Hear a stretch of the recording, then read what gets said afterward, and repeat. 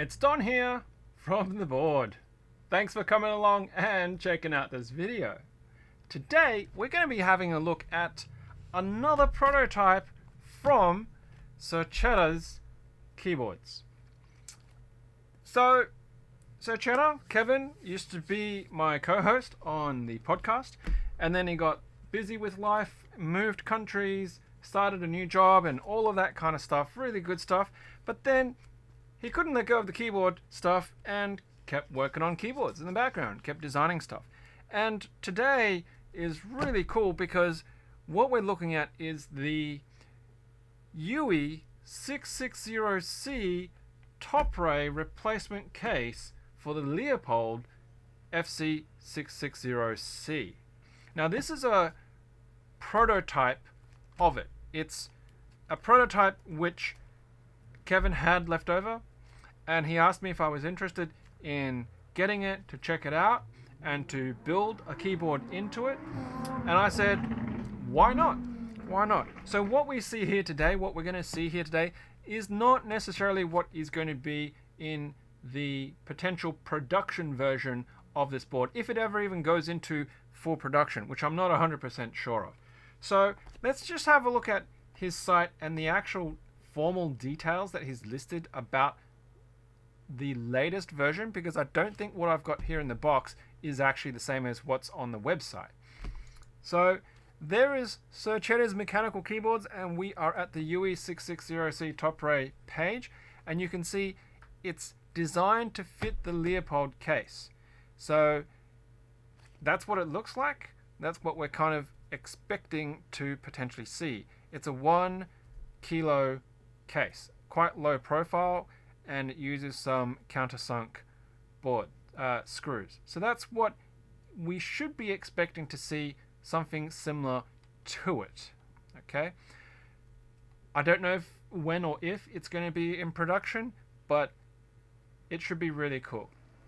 Should be really cool. A lot of this design element comes from the earlier design of the level, which has the really large case bezel, which I don't have a problem with whatsoever. So if you're into that kind of stuff, do come over and check out SirCheddar's boards and what he's got designed here. So onto the desktop. Here it is. So it's come from Thailand. It cost over 1,000 baht to send to me here in Australia. It's even got my name there, Donald, on the actual postage stamp there, which was really interesting. He marked it as 20 US, but I mean, it's a sample, but it cost a lot more than 20 US, I can tell you that for sure, to actually get it fabricated. So let's cut this open. I actually cut the shipping label off it because, you know, it's got details. I'm very excited because, you know, I love my Leopold. The only thing is, for work purposes, I need numpad life, full size life, and of course at home I don't use it because small children and expensive keyboards is a bad mix when they're young, because they're going to cough and sneeze and drool and vomit all over stuff. Okay, so it's got a lot of screws. Well, there's the feet, there's the bump on to go with it, and he's packaged it quite well. Let's just take the keyboard out. Just be careful not to potentially cut the actual case. Would not want to do that at all.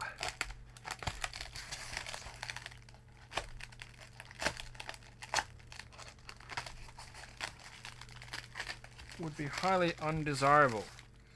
Rightio. So it's that typical sort of thin foamy stuff that you get from the factory. Very well packaged as far as it goes for a... Wow, it's fully taped in. I'm going to try and keep that foam in as best condition as I can, I guess, without being too destructive.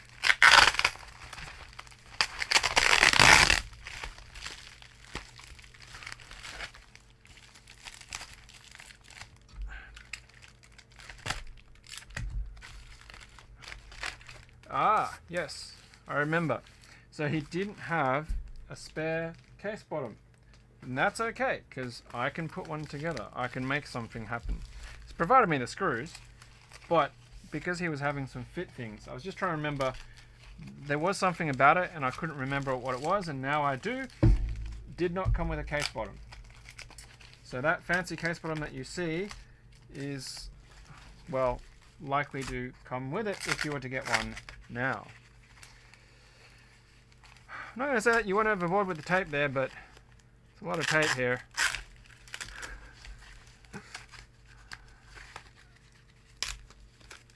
There we go.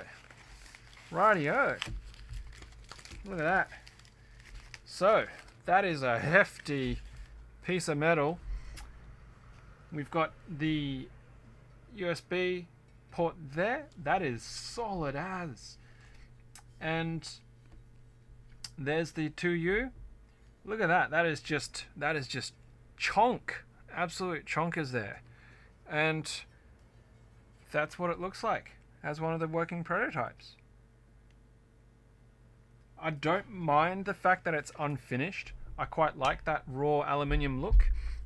For me, I actually have that on my own keyboard, the down bubble. I deliberately left it there and I took sandpaper to it and gave it a brushed aluminium look and finish to it, and that's what I actually have at work.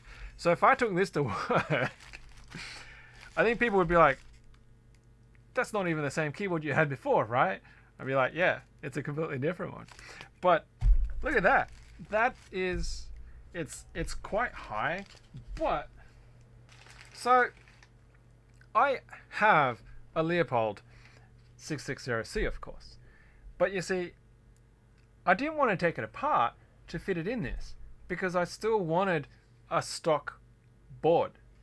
And me being me, you know, I made the decision that I still wanted to build this, but I didn't want to take my existing board apart, so I bought another one. I bought this one secondhand. I mean, my other one was secondhand too, but I didn't realize that when I bought this, the keycaps were actually, because I didn't see any pictures of it. That was a bit silly of me, but they're blanks. I can live with blanks. I can touch type, but anyway. So all the keycaps are there. I might just try and get another set, but you know, I'm going to strip this apart and I am going to mount it in this. I'm not going to do it as part of this video, but I'll get around to it at some point in time when I have the time. I'll obviously have to, you know, snap open the case to check it out and whatnot. And then I'm going to think about how am I going to do a bottom piece for that. I could 3D print one and then screw it in. I would just need to talk to Kevin and maybe get the case files for 3D printing. It's bigger than my actual print bed, I believe, but I can print it in 2 parts and then, you know, screw it in. So that's really not too much of an issue. But keen, like that. Holy smokes.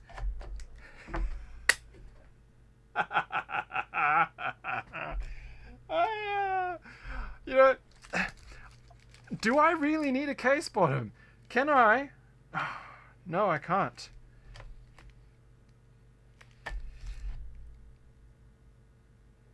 Wait a moment. What have you done, Kevin? It's a daughter board. Is it because the USB won't fit in the same spot? Because that's where the USB is on here. But that's over there. So obviously this is a separate issue. But the Leopold, the Yui660C, the USB is on a daughter board, okay? So don't panic about that because you can actually move it to wherever you need it to be. But it's just unfortunate that that doesn't line up with where the hole is, because I literally can just drop this in. I literally can just drop this in, right? And it's just a straight up shell on top of the keyboard. How? I mean, I want to say hilarious, but at the same time, it's cool. It's not hilarious. Like, you can just... It's almost like a snap-on cover for your keyboard. That's a brilliant idea, just in general. Just a customizable plate that you drop on top of existing OEM boards. It's just a pity about that the hole doesn't line up. I mean, I could just take a drill to it and just... and then it'll work, but I'll see where I go with this. But at the same time, that's what it's going to look like. There's no point doing a typing test in the context because, you know, it's not mounted in the actual aluminium. But I really like the fact that it is flat across that. It's flush. Like, right across that. It's just barely sticking out. Spacebar is a little bit difficult, but the rest of the keys going in is actually quite comfortable. If it had a higher spacebar, or maybe this section was just a fraction lower, then it would actually be okay. And it's still usable, but not quite the same. In any case, there you go. There's a preview of what the prototype of the Yui660C case looks like. I'm sure what you see on the website has resolved the other issues, and I know that the CB version of this has a really big fat header across the top, and it actually drops the design really low because the daughter board moves out of being underneath the existing PCB into that higher head space to give you that height reduction. Anyway, not sure when I'll get around to being able to do stuff to complete this build, but you'll see it when you see it. And of course, you know, if you like this video, if you like the design of this keyboard, if you like this kind of wacky stuff that I do, if you like the stuff that Kevin does, hit that like button below. Hit that subscribe button if you want to support us here on this channel. And of course, hit that bell notification as well so that you'll actually see whenever we get updates of new videos, including whenever the new video for this particular build gets done. Rightio, that's it. That's a wrap. Thank you very much for coming along and checking out this video. And of course, as usual, until next time, happy clacking.